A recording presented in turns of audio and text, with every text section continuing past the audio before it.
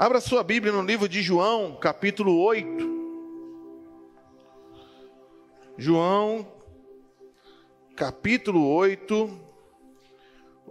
Eu estarei lendo do versículo 1 até o versículo 11. E o texto diz assim: Jesus voltou ao Monte das Oliveiras, mas na manhã seguinte, bem cedo, estava outra vez no templo. Logo se reuniu uma multidão e ele se sentou e a ensinou. Então os mestres da lei e os fariseus lhe trouxeram uma mulher pega em adultério e a colocaram diante da multidão. Mestre, esta mulher foi pega no ato de adultério, disseram eles a Jesus. A lei de Moisés ordena que ela seja apedrejada. O que o Senhor diz? Procuravam apanhá-lo numa armadilha, ao fazê-lo dizer algo que pudessem usar contra ele. Jesus, porém, apenas se inclinou e começou a escrever com o dedo na terra. Eles continuaram a exigir uma resposta, de modo que ele se levantou e disse: aquele de vocês que nunca pecou, que atire a primeira pedra. Então inclinou-se novamente e voltou a escrever na terra. Quando ouviram isso, foram saindo um de cada vez, começando pelos mais velhos, até que só restaram Jesus e a mulher no meio da multidão. Então Jesus se levantou de novo e disse à mulher: onde estão os seus acusadores? Nenhum deles a condenou? Não, Senhor, respondeu ela. E Jesus disse: eu também não a condeno.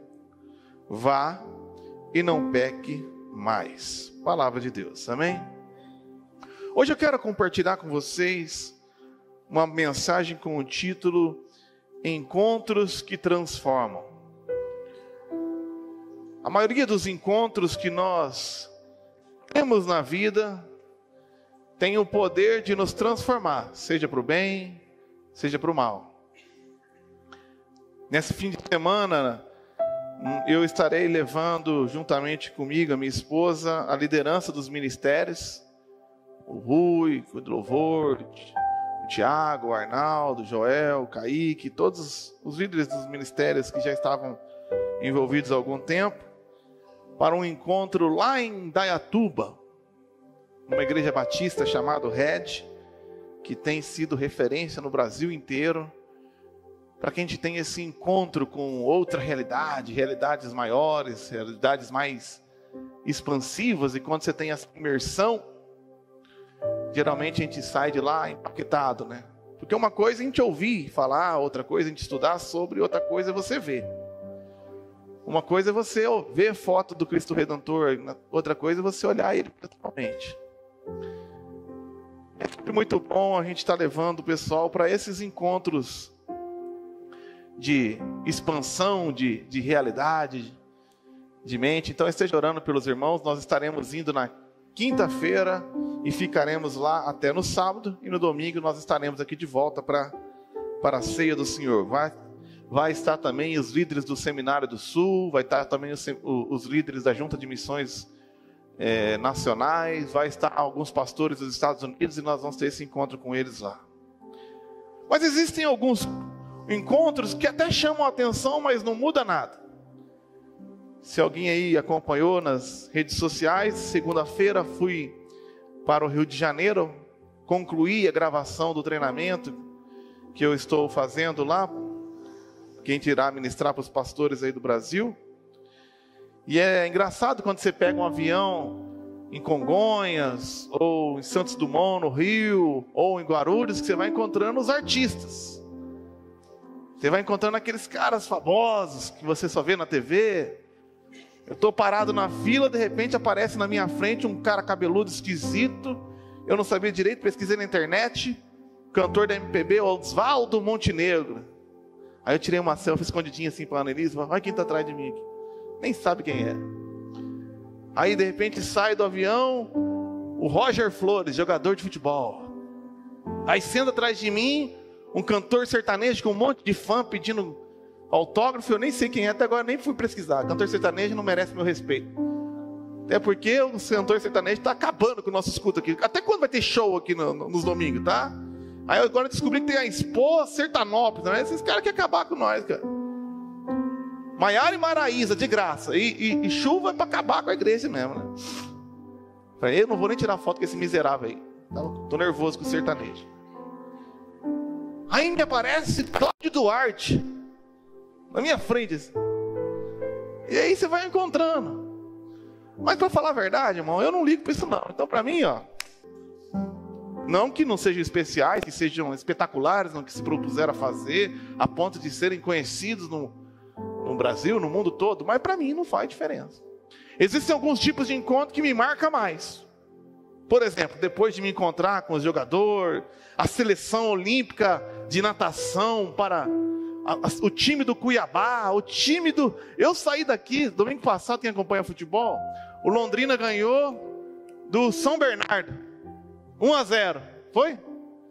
Eu estava com a camisa do Londrina no avião, e quem que era o time que estava do meu lado? O São Bernardo. Eu tinha botado uma blusinha assim para esconder a logo do Londrina. Os caras estavam nervosos, e eu estava com eles. Mas não muda nada para mim. Mas ao chegar no Rio, peguei um Uber e em 5 minutos eu tive um encontro que me chacoalhou. É um encontro com um rapaz que deve ser menor de idade, eu nem sei o nome dele.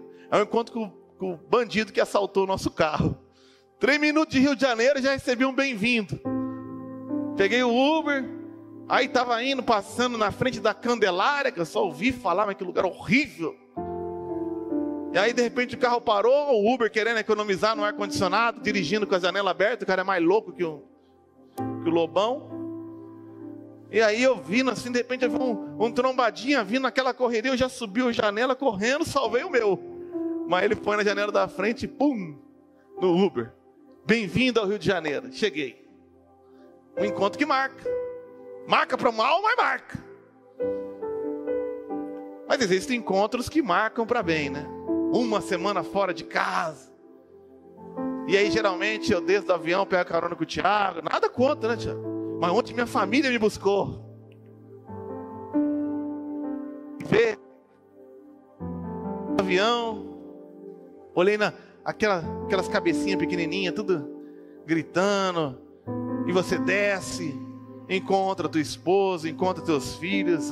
Esses encontros marcam para o bem. Eu posso viajar o Brasil inteiro, irmãos. O melhor lugar do mundo é o meu lar com a minha família. Não tem nada melhor do que encontrar a tua esposa, teus filhos. O sonho não é para lá, para cá, encontrar o famoso, encontrar o Beltrano. Tudo que a gente precisa, a gente já tem em casa. E nessa noite eu queria falar sobre encontros que marcam. Nós vemos aqui nessa passagem que eu li, que houve alguns encontros. Houve um encontro da mulher com a sua realidade. Um encontro que chocou a vida dela. Houve um encontro dessa mesma mulher com alguns religiosos. E toda vez que você encontra um religioso, você vai se frustrar. Houve um encontro dos religiosos com Jesus. E quando um religioso se encontra com Jesus, ele se ofende. Mas o encontro mais importante é o que essa mulher teve com Cristo. E quando uma mulher pecadora, miserável, mais carente, quebrantada, encontra com Jesus, esse é o verdadeiro encontro que nos transforma. Eu gosto de um livro chamado Graça, do Max Lucado, e ele falando desse encontro da mulher com a sua realidade, ele começa a narrar. Ele começa a narrar a cena que não está reescrita aqui. É uma liberdade poética. E ele diz, imagina aquela mulher, e mais uma vez com um ato ali de adultério, talvez se sentindo culpada ou não. Talvez imaginando que pudesse fazer aquilo mais uma vez. Não dá para imaginar o que estava na cabeça dela, mas dá para imaginar o que aconteceu quando de repente ela é pega em flagrante na cama, tem os seus lençóis tirados pelo pé, e ainda seminua, é pegada pelo cabelo para um quarto recheado de homens religiosos, arrastada em praça pública, e de repente levado no templo, ainda nua, pega em flagrante, apresentada a Jesus e sendo exposta. Está aqui Jesus, uma adúltera, uma vagabunda, uma safada, que a lei diz que tem que morrer. Que choque. Que choque que a vida às vezes nos proporciona, quando nos permite ter um encontro com a nossa realidade. Quando a gente se encontra com o pecado, ou com as consequências do nosso pecado, com as realidades da vida que nós temos diante da beleza, da santidade de Deus. Vergonha, humilhação e morte. E sabe, irmãos, em relação ao pecado, uma vez eu disse aqui na igreja e continuo a dizer, todos nós somos vítimas e todos nós somos vilões. Todos nós pecamos. Então somos vilões. Porque quando pecamos, ofendemos a Deus e prejudicamos alguém. Mesmo que você não perceba, o teu pecado prejudica alguém. Mas ao mesmo tempo nós estamos pecando porque somos vítima. Basta ver a história de alguém que foi abusado e parece que se mantém nesse ciclo de abuso. Alguém que foi ofendido na infância com palavras duras e parece que continua essa maldição, e que é uma vítima e ao mesmo tempo é um vilão. E eu pergunto, o que leva essa mulher a se prostituir? O que leva uma mulher a se pôr nessa posição? Se ela era digna de apedrejamento, porque ela era já noiva de alguém, ou talvez esposa. Mas talvez alguma autoestima extremamente fragilizada. Talvez um histórico de abuso, de insegurança, de falta de amor próprio.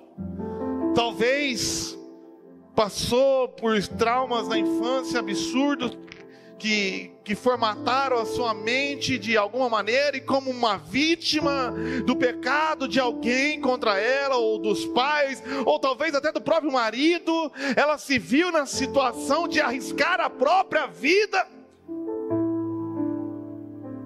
para buscar um minuto de prazer, de alegria, de satisfação, de contentamento. Assim somos nós, vítimas de históricos horríveis, de pecados de outros, que agora nos tornam vilões dos nossos próprios pecados, que continuam um ciclo miserável. Ter um encontro consigo mesmo não é uma boa notícia. Ter um choque de realidade sobre quem você é, nunca é uma boa notícia. Olhar para si não é solução. Quando o apóstolo Paulo olhou para si, ele disse: miserável homem que sou. Não é saída. Talvez seja um bom primeiro passo, mas nunca será o último. Pois ter um encontro consigo mesmo nos choca. Mas essa mulher teve um outro encontro. Um encontro inesperado. Um encontro que não foi calculado. Um encontro com os religiosos. Com os religiosos e as suas arbitrariedades.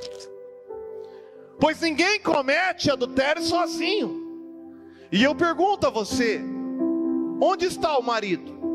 Ou onde está o homem com quem ela cometeu adultério? Naquela tipo de sociedade? Vamos matar a mulher que estava adulterando com quem? Com quem? Não importa? Não interessa? Será que é um homem influente? Será que é um homem rico? Ou será que é só porque ele é um homem mesmo, então é mais fácil pegar uma mulher e humilhar e expô-la, porque uma mulher não vai voltar contra mim e me matar? O religioso é arbitrário. Ele coa um mosquito e engole um camelo. Ele se incomoda com a tua roupa, com a tua unha, mas vive comentando os pecados mais atrocidades do que você possa imaginar. É inacreditável o que a gente vê quando liga a internet sobre história de pastores e líderes que passaram a vida inteira enfiando o dedo em rixe na cara dos outros, acusando. E quando são deparados com a realidade na tempo da internet, ai, que vergonha. Os religiosos são insensíveis. Eles não se preocupam com nada, a não ser as suas malditas regras que eles mesmos criaram. Independente das pessoas, amam as coisas e odeiam as pessoas. Amam as doutrinas e odeiam as pessoas para o qual as doutrinas foram criadas. Ter um encontro com um religioso é uma desgraça. E talvez você teve um encontro com algum religioso em algum momento, e isso te maculou, te traumatizou. Porque o encontro com os religiosos apenas nos frustra. Façam o que eles dizem, disse Jesus, mas não façam o que eles fazem. Porque eles não entram no reino dos céus e não permitem que os outros entrem também.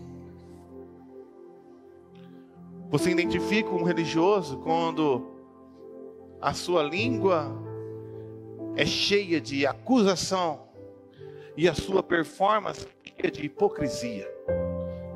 Hipocrisia, hipócritas, é um nome grego dado aos atores que colocavam uma máscara de cera no rosto e interpretavam personagens, como muitos religiosos são.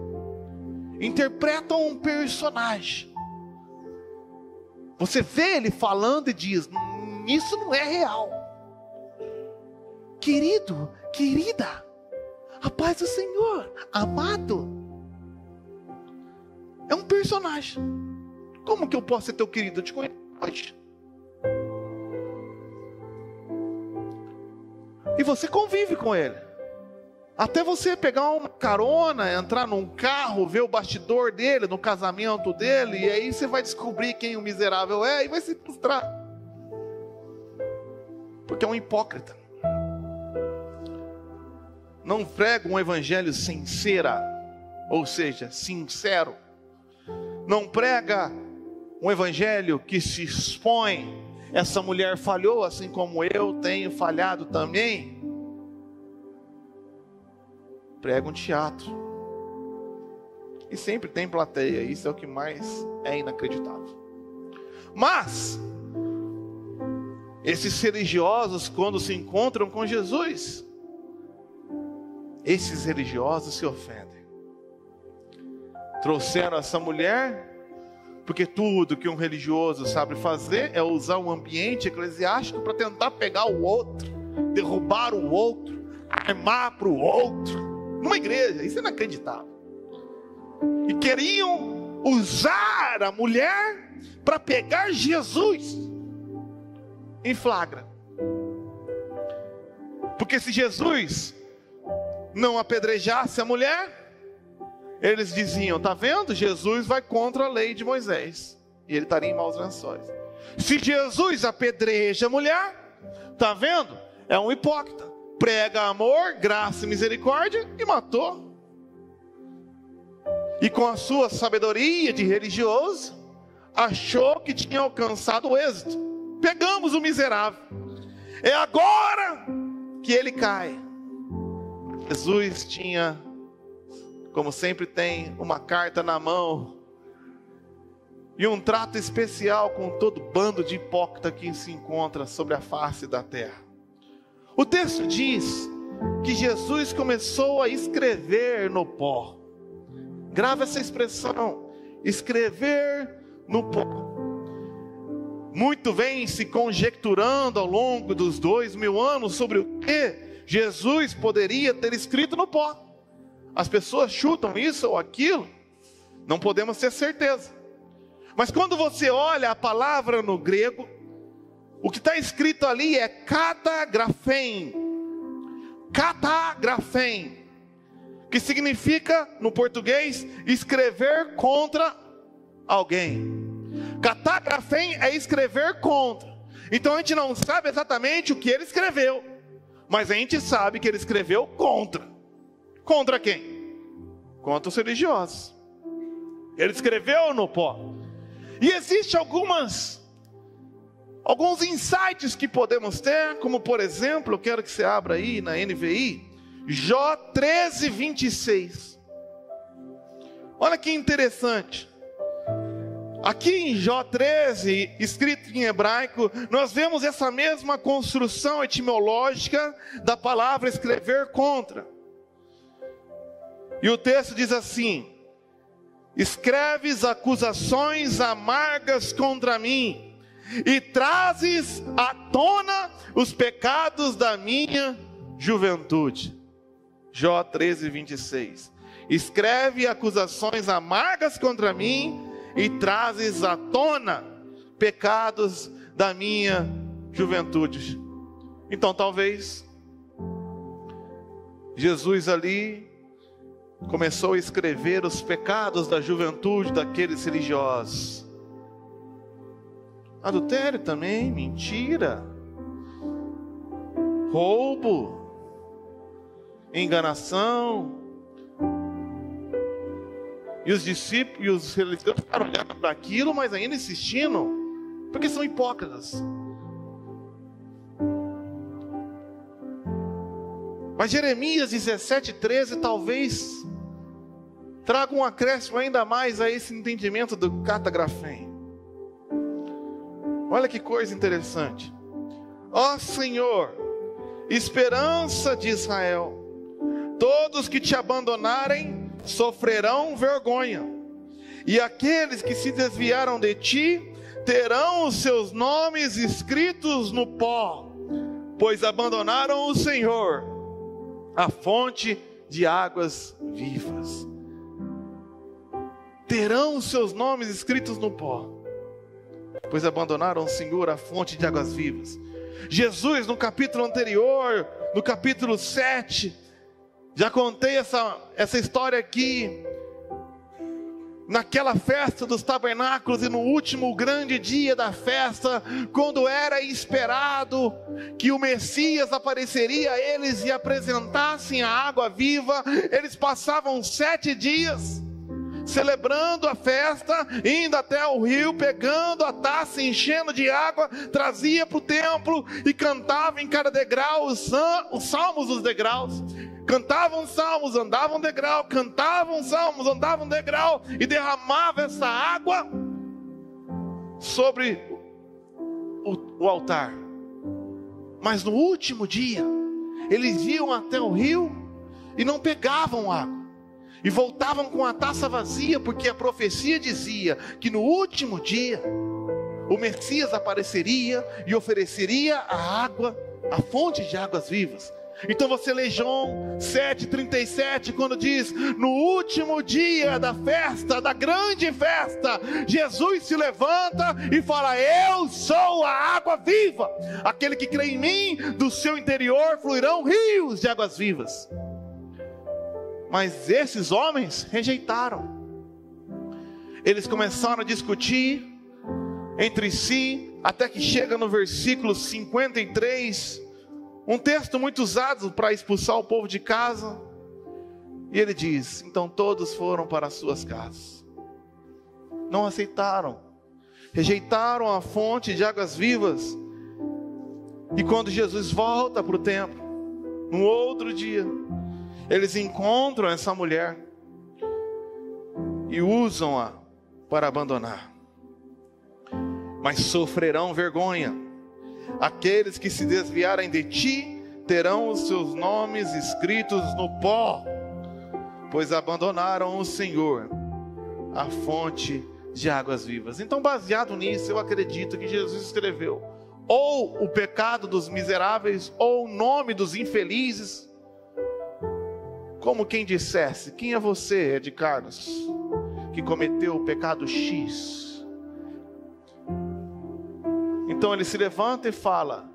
Primeiro ele escreve os pecados, o povo insiste.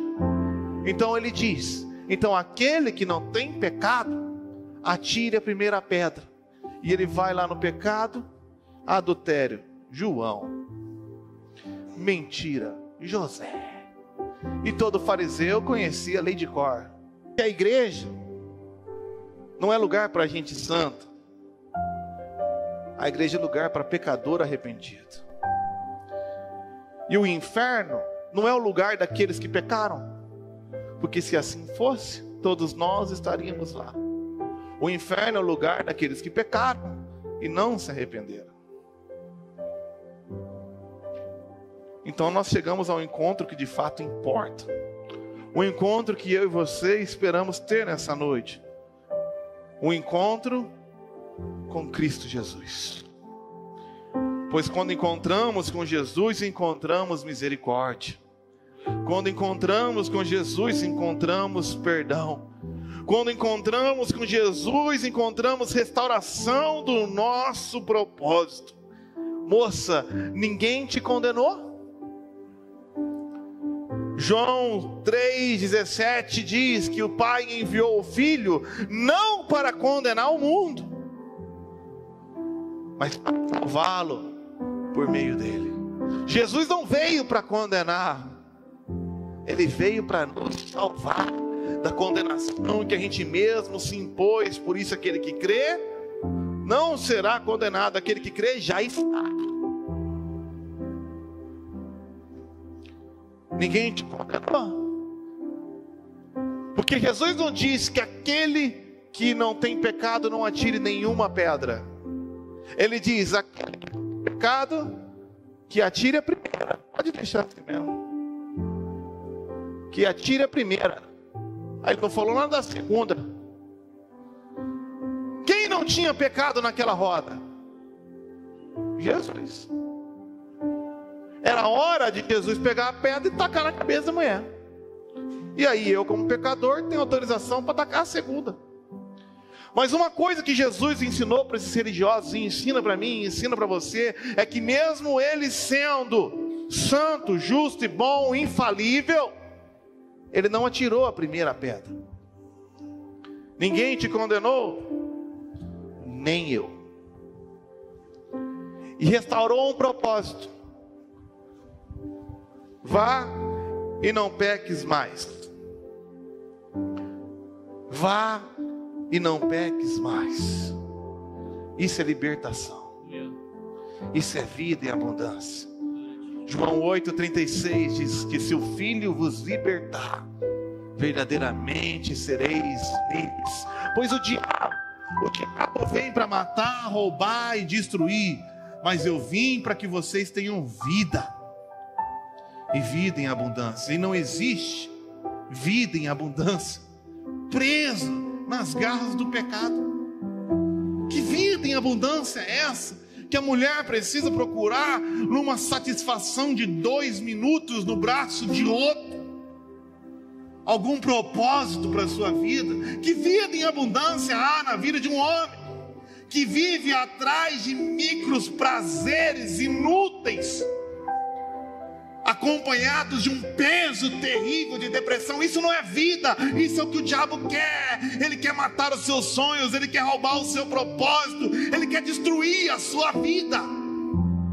Mas Deus, na pessoa de Jesus, vem nos oferecer vida em abundância quando somos libertos do nosso pecado. Então a graça não é um alvará de soltura para você continuar pecando. A graça é um capacitador. Pode deixar, gente. Não, mas não vai. Pode deixar, pode deixar. Vai assim mesmo. Eu começo a gritar aqui e vai dar certo. A graça é um capacitador de libertação. Ah, vai ficar assim. Se falhar, eu grito.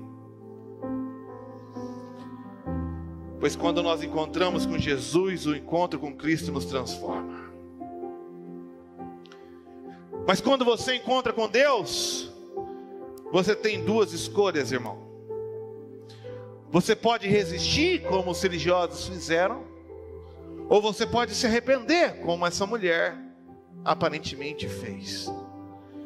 No livro de Isaías, no capítulo 6, o profeta, depois de passar um bom tempo aparentemente soando como um bom religioso, apontando o pecado de todo mundo à sua volta, dizendo a todos que o cercavam: ai de ti, Corazim, ai de ti, Edom, ai de ti, Egito, ai de ti.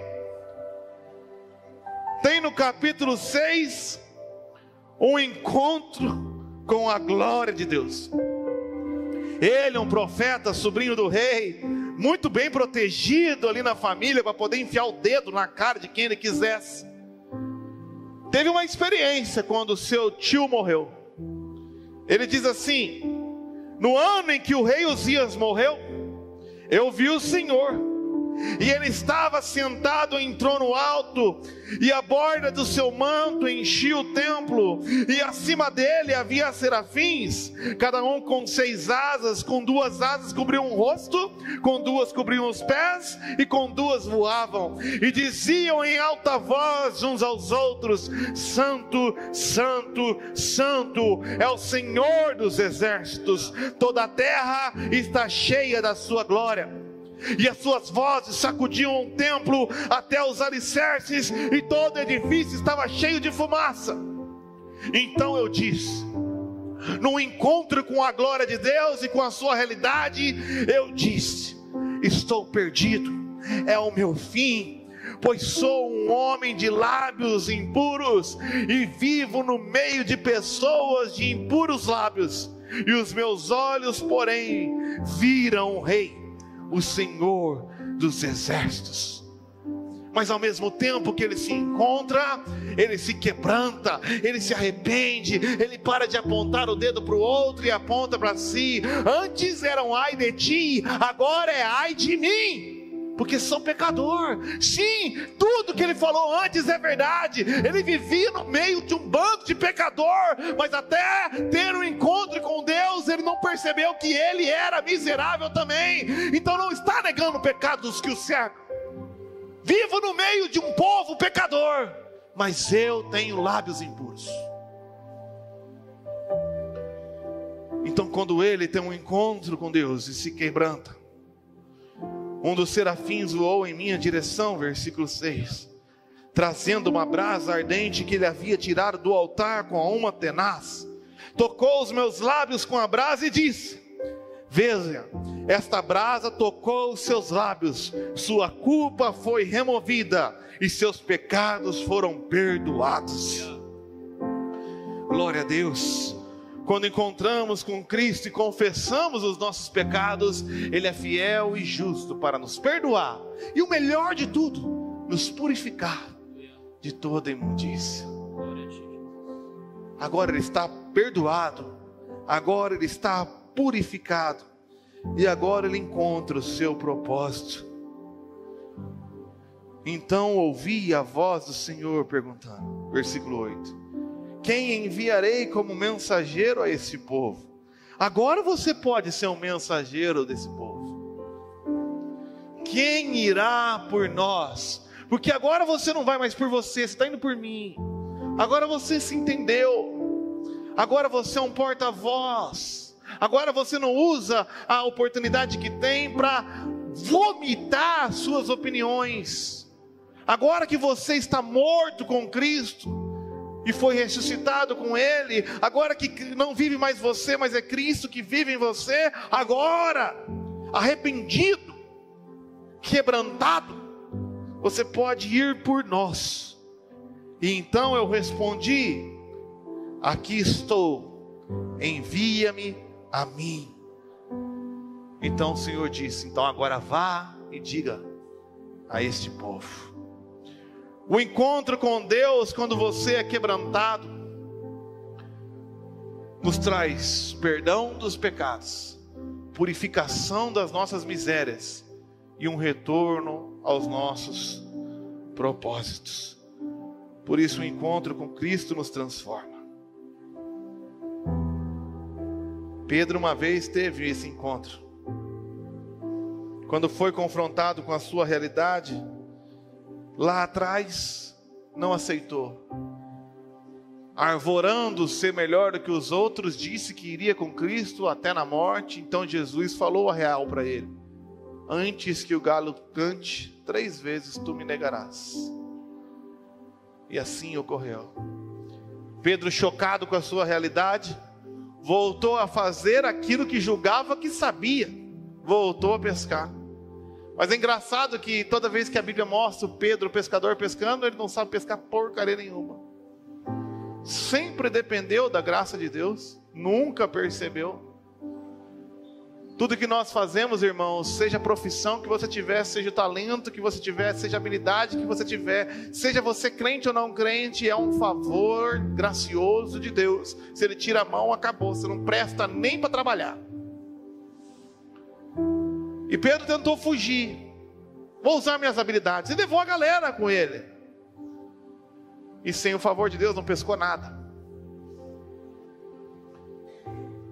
Mas o Messias, graciosamente glorificado, ressuscitado, reaparece para ele com um churrasquinho, dá novamente, misericordiosamente, uma direção, e dessa vez há uma grande pesca de 153 grandes peixes, que a rede não se arrebenta.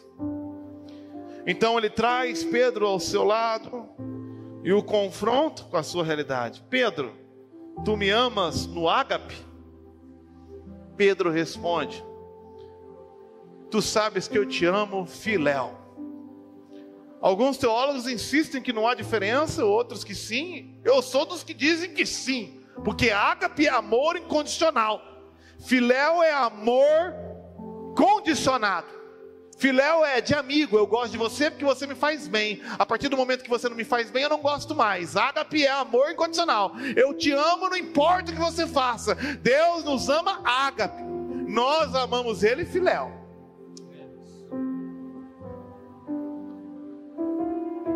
Então Pedro, que achava que amava ágape, se encontra com a realidade.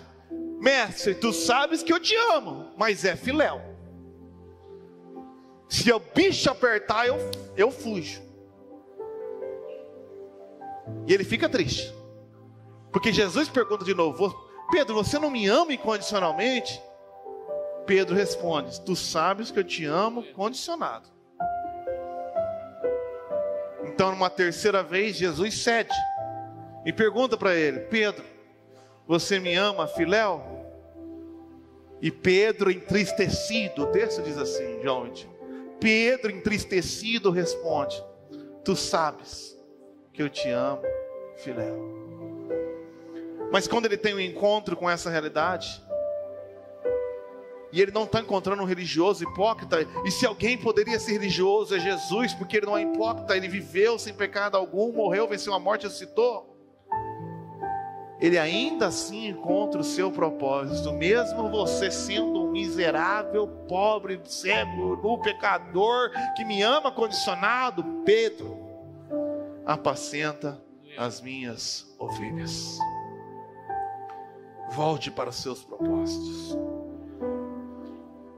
Se nós tivermos um encontro com Cristo, encontramos perdão, purificação e propósito. Por isso ele disse em Mateus 11, 28: venham a mim todos vocês que estão cansados e sobrecarregados, e eu lhes darei descanso.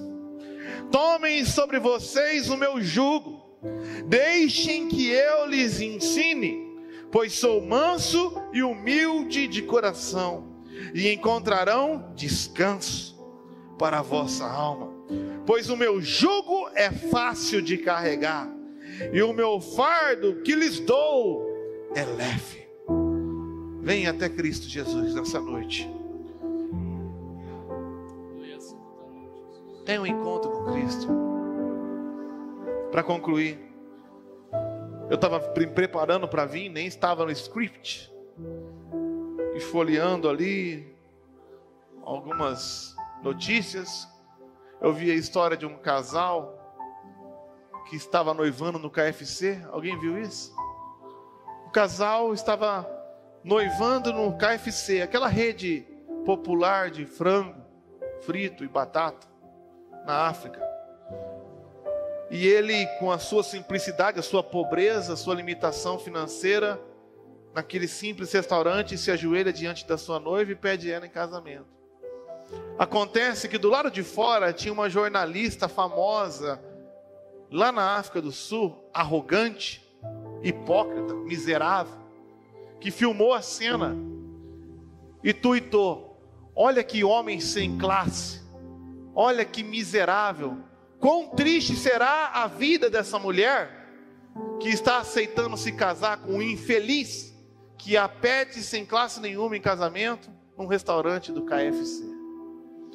O objetivo dessa mulher era humilhar, assim como era o objetivo desses infelizes religiosos, ao trazer essa mulher diante de Jesus, com o objetivo de expô-la, humilhá-la e usá-la para os seus miseráveis propósitos.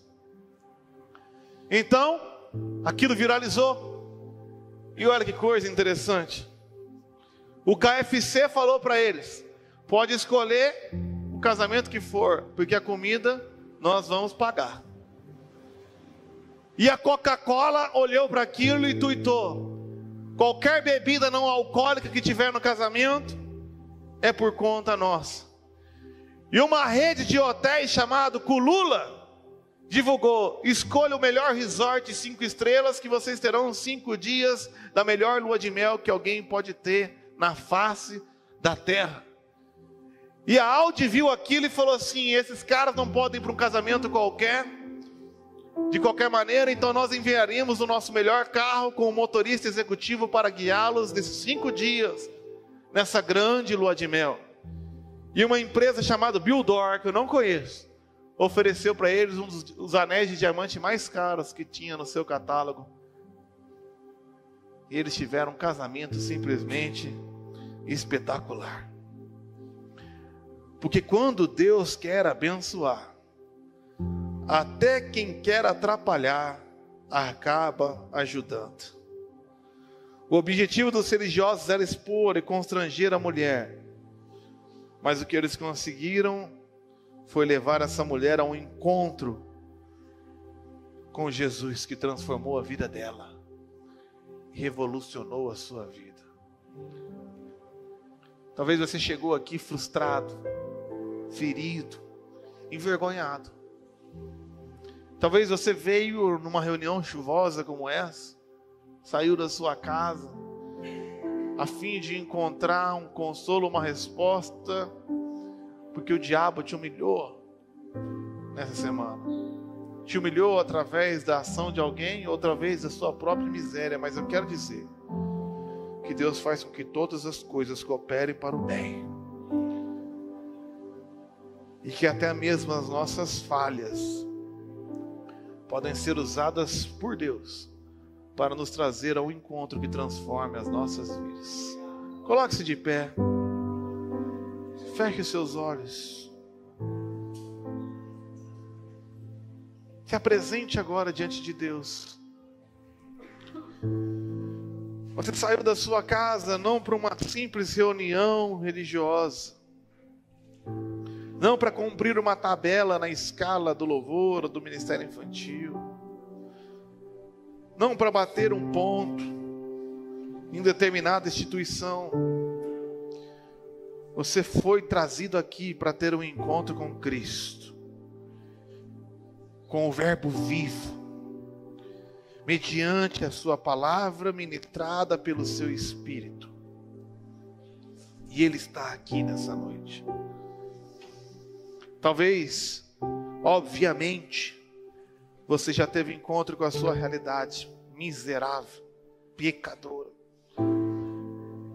E na busca por encontrar as portas de saídas, encontrou uns religiosos miseráveis que te escandalizaram, te frustraram, te feriram, te marcaram. E te nebularam a visão para que você não visse que mesmo no meio das falhas da igreja, a igreja ainda é o corpo de Cristo. e Ele ainda está presente nela. Com todas as suas falhas e defeitos, este lugar é o corpo de Cristo. E aqui Ele fala, aqui Ele toca, aqui Ele cura, aqui Ele transforma, aqui Ele perdoa, purifica e nos direciona. Pois Ele está presente aqui.